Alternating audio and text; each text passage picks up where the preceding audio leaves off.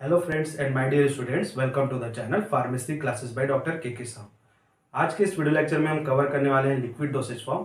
Liquid dosage form दो part में divided रहता है, जैसे कि हम पहले भी पढ़ चुके हैं, मोनोफेसिक और बाइफेसिक। मोनोफेसिक जो डोसेज फॉर्म है वो अगेन दो पार्ट में सब डिवाइडेड रहते हैं, इंटरनल एप्लीकेशन के लिए और एक्सटर्नल एप्लीकेशन। तो इंटरनल एप्लीकेशन हम अपने पहले प्रीवियस वीडियो में कवर कर चुके हैं।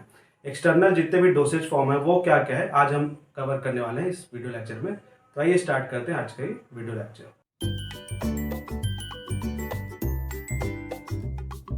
तो हमारा पहला डोसेज फॉर्म जो हम कवर करने वाले हैं वो है लिडीमेंट्स।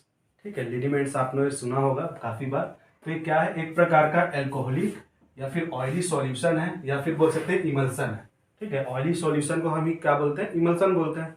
तो एक प्रकार का एल्कोहलिक भी सॉल्यूशन हो सकता है या फिर ऑयली सॉल्यूशन और इमल्सन भी हो सकता है। ठीक है, और ये एक प्रकार का लिक्विड या फिर सेमी लिक्विड प्रिपरेशन हम बोलते हैं। कभी कभी इसको सेमी लिक्विड इसलिए बोल रहे हैं क्योंकि इसमें थोड़ा सा स्टिकीनेस रहता है, कंसेंट्रेटेड फॉर्म में रहता है, या बोल सकते हैं क्रीमीनेस एक प्रकार का प्रिपरेशन है। ठीक है, लिनीमेंट। तो ये एक डिफरेंट थोड़ा सा लिक्विड डोसेज फॉर्म का थोड़ा सा डिफरेंट प्रिपरेशन है।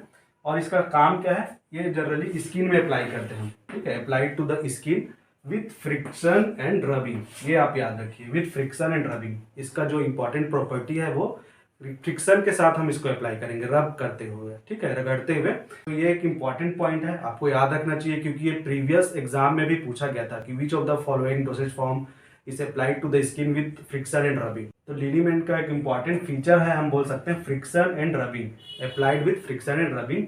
बट इसमें एक लिमिटेशन ये है कि ये not to the broken skin. ठीक है, जहां पर कटा है या फिर जला है या फिर अंदर घुसने का संभावना है, ठीक है, उस पार्ट में हम इसको अप्लाई नहीं करेंगे। ठीक है, स्किन के सिर्फ एक्सटर्नल एप्लीकेशन करेंगे, ऊपर ऊपर। अगर अंदर जाता है तो ये इरिटेशन कॉज करता है। ठीक है, क्योंकि अल्कोहलिक प्रिपरेशन है और कुछ इसमें सोप वगैरह भी डाला रहता है, तो ये इरिटेशन कॉज करता है। सिर्फ एक्सटर्नल एप्लीकेशन हम इसको कर सकते हैं। अब इसका जो मेन इंग्रेडिएंट है वो है oils and shop and alcohol. इसमें ऑयल डाला जाता है कुछ, जैसे कि एरेचिस ऑयल या फिर और भी दूसरे प्रकार के ऑयल, जो कि स्प्रेडिंग का काम करते हैं इसको। ठीक है, अच्छे से फैलने का काम करेगा स्किन पे, और उसका कुछ मेडिसिनल यूज भी रहेगा उस ऑयल का। ठीक है, सूदिंग इफेक्ट करना या काउंटर इरिटेंट एक्शन देना। तो ऑयल इसमें का मेन इंग्रेडिएंट है जो कि मेडिसिनल प्रॉपर्टी कैरी करता है। और सोप भी इसमें डालते हैं हम। सोप इसलिए क्योंकि ये अच्छे से फैले, अच्छे से सारी चीजें मिक्स हो जाएं। सोप भी एक इंपॉर्टेंट इंग्रेडिएंट है जो कि इसका इजीनेस करता है। ठीक है, इसको अप्लाई करने में हमको इजी कराता है। तो इजी एडमिनिस्ट्रेशन कराने में सोप काम करता है, प्लस उसका स्टेबिलिटी भी ये हैंडल करता है इस प्रिपरेशन का। और एल्कोहल रहने से क्या होता है, एल्कोहल डीप पेनिट्रेशन कराता है। किसी भी मेडिकामेंट को अगर आपको डीप पेनिट्रेशन कराना है तो एल्कोहल उसको डीप पेनिट्रेशन कराने का काम करता है, स्किन के अंदर लेयर तक पहुंचाता है ये। ठीक है, एल्कोहल। तो एल्कोहल, सोप एंड ऑयल, इसका तीन मेन इंग्रेडिएंट है, आपको याद रखना चाहिए। देन आप इसका यूज देख लेते हैं हम जनरली ये कौन से पर्पस के लिए अप्लाई किया जाता है। तो एनाल्जेसिक। एनाल्जेसिक आप लोग जैसे जानते हैं, दर्द के लिए, जो भी दर्द हो, जैसे कमर में दर्द हो या हाथ पैर में कहीं पर स्किन पे दर्द है, ठीक है, उस पार्ट पे हम एनाल्जेसिक के रूप में लिनीमेंट अप्लाई कर सकते हैं। ठीक, देन उसके बाद रूबीफेसेंट है। रूबीफेसेंट आप लोग समझते हैं, मतलब ऐसा एक्शन कि जिस भी एरिया पे हम उसको अप्लाई कर रहे हैं स्किन के, तो वहां पर वो ब्लड फ्लो को बढ़ा दे। ठीक है, ब्लड फ्लो बढ़ेगा तो क्या होगा, इरिटेशन होगा, थोड़ा सा वहां पर रेडनेस आ जाएगा, तो ये एक्शन शो करता है। तो ये एक्शन क्यों जरूरी है, रेडनेस करना या फिर इरिटेशन करना, क्योंकि कुछ स्केलेटो मसल कंडीशन ऐसे है कि अकड़न आ गया है, वहां पर मोच आ गया है या लचक गया। आपने कई बार देखा होगा गला लचक जाता है या फिर कमर लचक जाता है, तो वहां पर क्या है, ब्लड फ्लो को बढ़ाना पड़ता है हमको, थोड़ा सा इरिटेशन लाना पड़ता है ताकि वहां के नर्व जो है स्टिमुलेट हो जाए। तो उस एक्शन को हम क्या बोलते हैं, रूबीफेसेंट एक्शन। ठीक है, देन है सूदिंग एक्शन भी ये देता है लिनीमेंट। सूदिंग एक्शन मतलब एक स्मूथनेस लाना, एक जो रफनेस होता है उसको नॉर्मल करना, या फिर हम बोल सकते हैं किसी भी पेन से रिलीफ देना, एक कंफर्टनेस लाना, उसको हम बोलते हैं सूदिंग एक्शन। जैसे कि आमंड ऑयल का काम है। ठीक है, वो एक सूदिंग एक्शन लाता है जब भी अप्लाई करते हैं। तो देन है काउंटर इरिटेंट एक्शन के लिए भी लिनीमेंट यूज करते हैं। काउंटर इरिटेंट जैसे कि नाम से समझ आ रहा है हमको, काउंटर और इरिटेंट दो नाम से बना है, दो वर्ड से।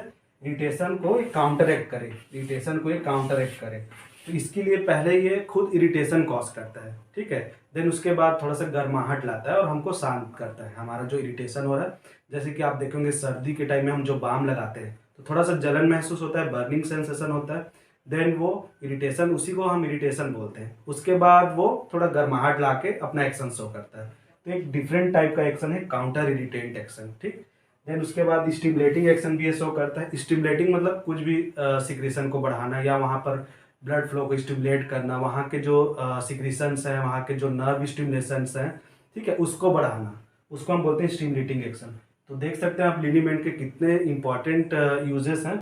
अब हम देख लेते हैं लिनीमेंट्स के कुछ एग्जांपल्स। इसके एग्जांपल्स हैं कैम्फर लिनीमेंट, ठीक है, टर्पेंटीन लिनीमेंट, लेमन ग्रास ऑयल लिनीमेंट, ठीक है। ये इस प्रकार के प्रिपरेशन है जो कि अप्लाई करते हैं हम एक्सटर्नल स्किन पे, ठीक है। अगर मार्केटेड प्रिपरेशन का बात करूँ तो हिमालय कंपनी का एक आता है रोमालिया लिनीमेंट, ठीक है, जो कि जनरली मोच होता है तो, या फिर आर्थराइटिस पेन है, कहीं पर दर्द है, स्पॉन्डिलाइटिस के केस में यूजफुल है वो, ठीक। So this is all about liniment. अब देख लेते हैं हमारा नेक्स्ट डोसेज फॉर्म क्या है। तो अब हमारा जो next monophasic liquid dosage form है वो है लोशन, ठीक है, जो कि एक्सटर्नल एप्लीकेशन के लिए देते हैं हम।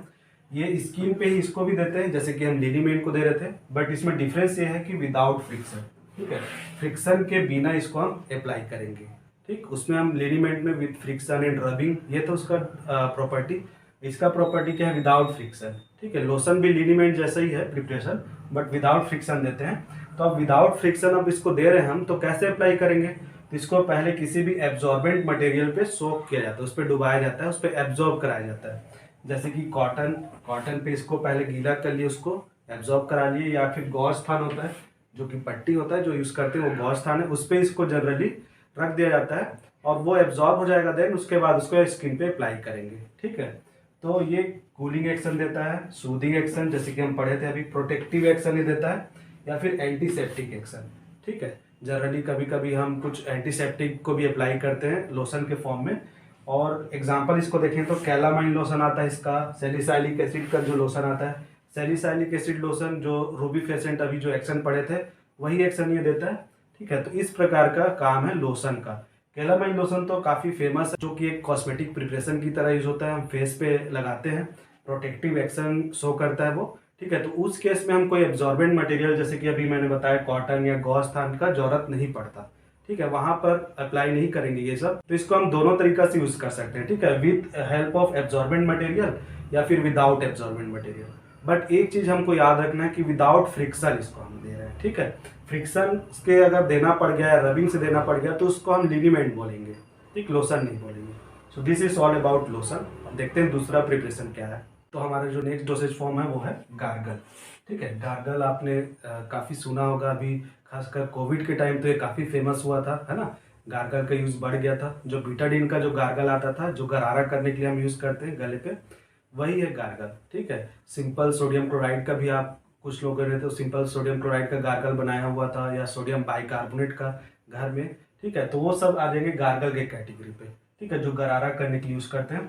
और ये है क्या, एक्चुअल में ये एक्वस प्रिपरेशन है, ठीक है, अल्कोहलिक या फिर कोई ऑयली प्रिपरेशन नहीं है, एक एक्वस प्रिपरेशन है। जैसे कि लिनीमेंट में हम देखे थे ऑयली या फिर अल्कोहलिक प्रिपरेशन था, ये सिर्फ एक्वस प्रिपरेशन है जो कि थ्रोट इन्फेक्शन के कैटेगरी में यूज होता है, ठीक है। थ्रोट इन्फेक्शन के केस में गले पे अगर कुछ खराश हो, थ्रोट पे इन्फेक्शन हो, बैक्टीरियल अटैक हो गया होगा, तो उस केस में ये यूज होता है थ्रोट इन्फेक्शन पे, या उससे बचाने के लिए प्रोटेक्टिव एक्शन, ठीक है।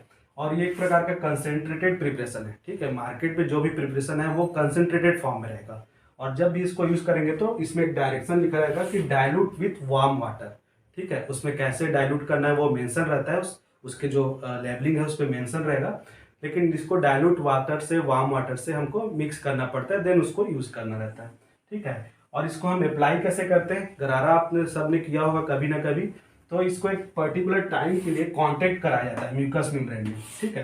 थ्रोट का जो म्यूकस मेम्ब्रेन रहता है वहां पर जब हम गरारा करते हैं कुछ देर रखते हैं, फिर थूक देते हैं मुंह से, ठीक है, थ्रोन आउट कर देते हैं। तो उसी कुछ सेकेंड्स के लिए, जब 5 सेकेंड या 2 सेकेंड जब हम रखते हैं, तब ये अपना एक्शन शो कर लेता है, ठीक है। तो एक पर्टिकुलर टाइम के लिए इसको कांटेक्ट कराया जाता है म्यूकस मेम्ब्रेन का, जो थ्रोट का जो म्यूकस मेम्ब्रेन होता है वहां पर इसको कांटेक्ट किया जाता है उस प्रिपरेशन को, देन उसको हम एक्सेल कर देते हैं, ठीक है, थूक देते हैं। तो वो इसका एक मेथड ऑफ एडमिनिस्ट्रेशन है, ठीक है। कुछ देर के लिए कांटेक्ट कराते हैं, देन उसको थ्रोन आउट कर देते हैं।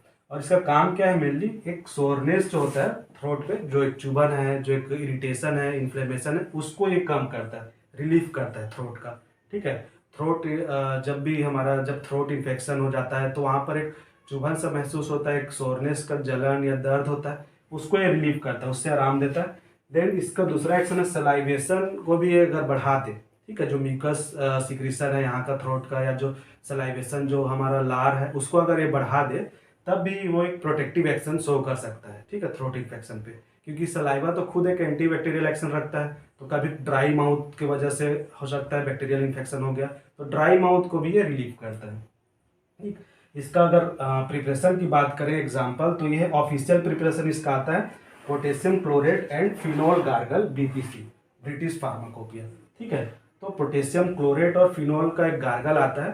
पोटेशियम क्लोरेट का यहाँ पर एक्शन है एस्ट्रिंजेंट एक्शन। ठीक है, कभी कभी थ्रोट का जो मसल्स है, म्यूकस लेयर है, म्यूकस मेम्ब्रेन है, वो काफ़ी ज़्यादा रिलैक्स हो जाता है, ठीक है, ड्यू टू बैक्टीरियल अटैक, तो वहाँ पर भी एक अलग से फीलिंग हमको आता है, ठीक है, इन्फ्लेमेशन या फिर डिसकम्फर्टनेस आता है, तो उसको एक टोनिसिटी प्रोवाइड करना। एस्ट्रिंजेंट का काम क्या रहता है, जैसे कि यहाँ पर पोटेशियम क्लोराइड कर रहा है, तो एस्ट्रिंजेंट का काम क्या रहता है, टोनिसिटी प्रोवाइड करना, वहाँ के जो मसल है उसको थोड़ा सा मजबूती देना। ठीक है, और फिनोल इसमें एक एंटीबैक्टीरियल वेल नोन है। ठीक है, फिनोल का जो एक्शन है एंटीबैक्टीरियल एक्शन देना, या फिर यहाँ पर हम थाइमोल भी यूज़ कर सकते हैं। ठीक है, तो कुछ एंटीबैक्टीरियल एजेंट, कुछ एस्ट्रिंजेंट एजेंट, कुछ सूथिंग एजेंट, ऐसे मिला के इसको बनाया जाता है गार्गल को। सो this is all about gargle. देखते हैं अपना नेक्स्ट डोसेज फॉर्म। तो अब हमारा नेक्स्ट डोसेज फॉर्म है माउथ वॉश। ठीक है, माउथ वॉश को जनरली जो स्टूडेंट रहते हैं वो गार्गल के साथ कंफ्यूज हो जाते हैं। ठीक है, तो गार्गल का एक्शन क्या था, थ्रोट पे था, बट माउथ वॉश जैसे कि नाम से समझ आ रहा है माउथ पे इसका एक्शन रहेगा। ठीक है, बकल कैविटी जो है हमारा, जिसमें टीथ, गम, जो टंग है, ठीक है, मसूड़ा, ये सब आ जाता है, वो है हमारा माउथ। तो माउथ पे ही इसका एक्शन रहेगा। माउथ पे अगर कुछ क्लीननेस चाहिए, वहाँ पर एंटीबैक्टीरियल एक्शन चाहिए, ना कि थ्रोट पे। ठीक है, तो हम माउथ वॉश से अप्लाई करेंगे। ये एक प्रकार का एक्वस प्रिपरेशन है। ठीक है, जैसे कि गार्गल था उसी प्रकार ये भी है, और इसका एक खासियत है प्लीजेंट टेस्ट और ऑर्डर इसका रहता है।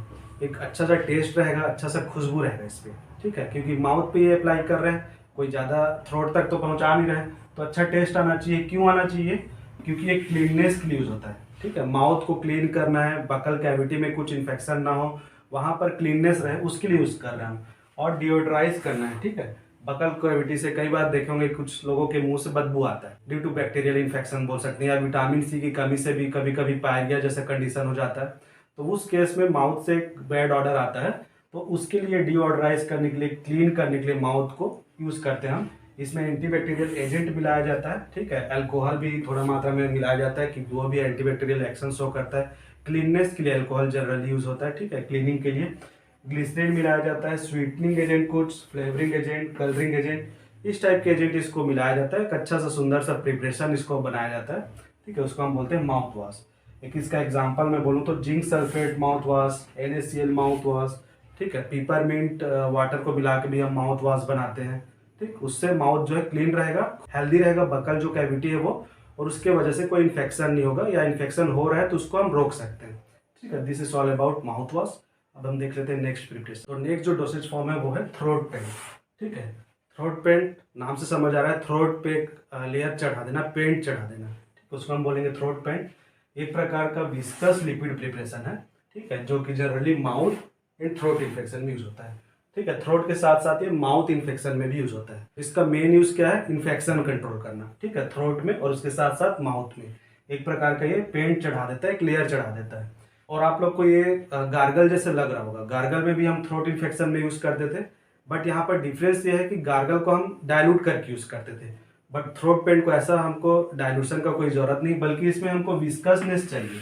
ठीक है, विस्कस इसमें होना चाहिए, तभी एक कॉन्टेक्टनेस मिलेगा, एडहेरेंस मिलेगा थ्रोट के ऊपर, और म्यूकस मेम्ब्रेन को वो इरिटेशन से या फिर बैक्टीरियल इन्फेक्शन से या कुछ प्रकार का सोरनेस हो रहा है, रेडनेस हो रहा है, इन्फ्लेमेशन हो रहा है, उससे ये बचाएगा।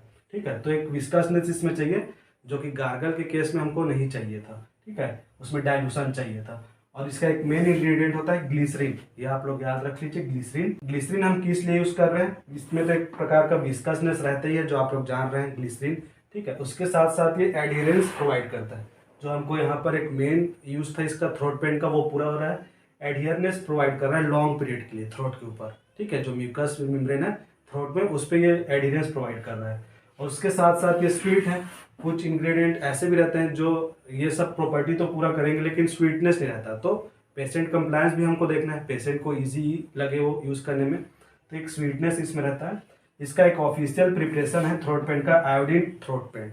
ठीक है, जिसको हम मेंडल्स पेंट भी बोलते हैं बीपीसी के अनुसार, ब्रिटिश फार्माकोपिया के अनुसार मेंडल्स पेंट। ये पूछा जा सकता है नाम से, मेंडल्स पेंट क्या है। तो मेंडल्स पेंट एक प्रकार का थ्रोट पेंट है जिसको हम पोटेशियम आयोडाइड से बनाते हैं, और उसके साथ साथ इसमें अल्कोहल भी रहेगा, वाटर रहेगा, देन इसके साथ साथ ग्लिसरीन रहेगा, पिपरमेंट ऑयल रहेगा, ये सारी चीज़ों को मिला के बनाते हैं हम, उसको बोलते हैं मेंडल्स पेंट। ये एक फेमस थ्रोट पेंट है। ठीक है, अब देख लेते हैं हम नेक्स्ट डोसेज फॉर्म क्या है। तो अब हमारा जो नेक्स्ट डोसेज फॉर्म है वो है स्प्रे। ठीक है, स्प्रे भी आप लोगों ने सुना होगा। ये एक प्रकार का एक्वस या फिर एल्कोहलिक या ग्लिसरीन कंटेनिंग प्रिपरेशन है। ठीक है, ये एक्वस प्रिपरेशन भी हो सकता है, अल्कोहल बेस्ड प्रिपरेशन भी हो सकता है, या कुछ अगर स्टिकीनेस थोड़ा सा विस्कसनेस चाहिए तो ग्लिसरीन कंटेनिंग प्रिपरेशन भी हम इसको बना सकते हैं स्प्रे को। ठीक है, और इसका मेन काम क्या रहता है, नोज या फिर थ्रोट पे स्प्रे करना। ठीक है, नोज या थ्रोट पे अगर कोई इन्फेक्शन हो रहा है उसके म्यूकस मेम्ब्रेन पे अप्लाई करना। ठीक है, नेजल स्प्रे आपने सुना होगा, या फिर थ्रोट स्प्रे, थ्रोट से हम डायरेक्ट लंग्स तक डिलीवर कर सकते हैं ड्रग को। ठीक है, देखा होगा आपने उसका एप्लीकेटर, कई बार न्यूज़ में या टीवी वगैरह पे ऐड देखे होंगे। थ्रोट से डायरेक्ट हम लंग्स तक एडमिनिस्टर करते हैं ड्रग को स्प्रे के फॉर्म में। ठीक है, तो वो अस्थमा में तुरंत रिलीफ चाहिए, हमको अटैक आ रहा है तो अस्थमा के केस में या सीओपीडी के केस में, ठीक है, ये यूजफुल हो जाता है स्प्रे। स्प्रे एक इमरजेंसी प्रिपरेशन है भी बोल सकते हैं हम। ठीक है, तुरंत रिलीफ देता है ये। और इसका एक खासियत यह है कि ये नेबुलाइजर से हमको स्प्रे करना रहता है। नेबुलाइजर क्या है, एक प्रकार का एप्लीकेटर है बोल सकते हैं, या फिर एडमिनिस्ट्रेशन का तरीका है। ठीक है, स्प्रे को। और उसका खासियत क्या है, दो मेन एडवांटेज है नेबुलाइजर का। पहला तो डोज हम निर्धारित कर सकते हैं उसको मीटर्ड नेबुलाइजर बना के, इतना ही डोज अंदर जाए। देन सेकेंड है उसका फाइन ड्रॉपलेट्स एक पर्टिकुलर साइज में, यूनिफॉर्म साइज पे वो छोड़ेगा ये। ठीक है, लार्ज जो ड्रॉपलेट्स है उसको ये रोक लेगा, उसको जाने नहीं देगा। तो फाइन मिस्ट, इसको हम बोलते हैं मिस्ट। ठीक है, एक छोटे साइज के, बहुत ही फाइन साइज के जो ड्रॉपलेट्स हैं और यूनिफॉर्म फॉर्म साइज के जब निकलते हैं उसको हम मिस्ट बोलते हैं। तो ये मिस्ट स्प्रे करता है। ठीक है, और इसका एक ऑफिशियल प्रिपरेशन है एड्रेनालिन एंड एट्रोपिन स्प्रे, जो कि बीपीसी के अनुसार है, ब्रिटिश फार्माकोपिया के अनुसार। इमरजेंसी केस में एड्रेनालिन क्या है, एक प्रकार का इमरजेंसी ड्रग है। ठीक है, उसी प्रकार एट्रोपिन स्प्रे भी आता है, एड्रेनालिन एंड एट्रोपिन स्प्रे, इसको हम इमरजेंसी केस में यूज़ कर सकते हैं। और अस्थमा और जो सीओपीडी का एग्जाम्पल जो मैंने बताया वो तो है ही। ठीक है, तो स्प्रे एक इंपॉर्टेंट प्रिपरेशन है, डोसेज फॉर्म है। सो this is all about today's video lecture. I hope आप लोग काफ़ी सारे डोसेज फॉर्म कवर कर लिए होंगे, और जितने भी बचे हुए एक्सटर्नल डोसेज फॉर्म है लिक्विड प्रिपरेशन के जो मोनोफेसिक है, वो हम अपने नेक्स्ट वीडियो पे कवर करेंगे। Till then, thanks for the watching, thank you.